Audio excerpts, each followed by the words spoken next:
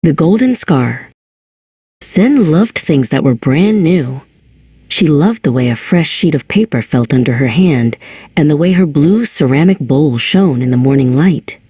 To Sen, beautiful meant smooth edges, bright colors, and not a single scratch. She kept her favorite bowl on the highest shelf, safe from the world. One afternoon, the unthinkable happened. As Sen reached for the bowl, her fingers slipped. The ceramic hit the wooden floor with a sharp clack. When Sen picked it up, her heart sank. A large, jagged chip was missing from the rim, and a thin crack spiraled down toward the base. "It's ruined," she whispered, her eyes filling with tears. Her grandfather, Hisao, found her sitting by the window. He didn't tell her it was okay, and he didn't offer to buy a new one. Instead, he beckoned her toward the sliding door that led to his ancient garden. "Come, Sen," he said softly. "Let us look at the things that have lived a long time." They walked to a stone lantern that stood near a small pond. It was covered in patches of velvet green moss, and its edges were rounded and worn away by years of rain. "This lantern is very old," Hisao explained. "It has seen many winters. Do you think the moss makes it ugly, or does it show that the garden has cared for it?" Sen looked at a pine tree near the fence. It wasn't straight like the trees in her school books.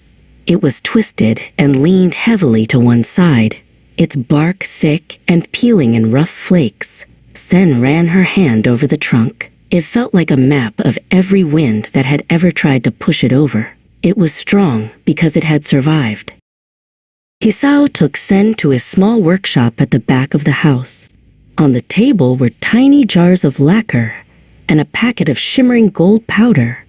"In Japan, we have a way of fixing what is broken," he said. "We do not hide the cracks. We highlight them. This is called Kintsugi. It teaches us that something is more beautiful for having been broken."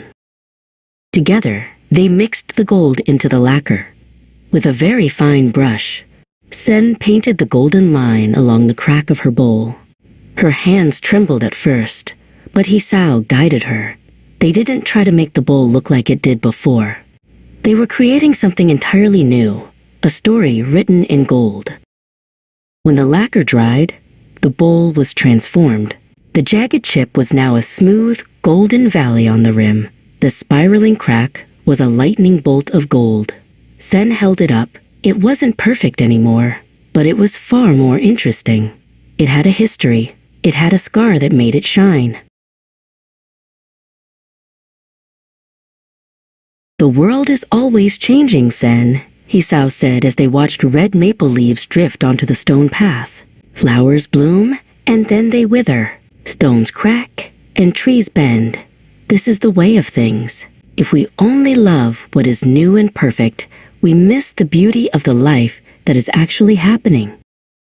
Sen took her bowl back to the kitchen, but she didn't put it on the high shelf. She placed it on the table where she could use it every day. She realized that she, too, would grow, get scratched, and change over time.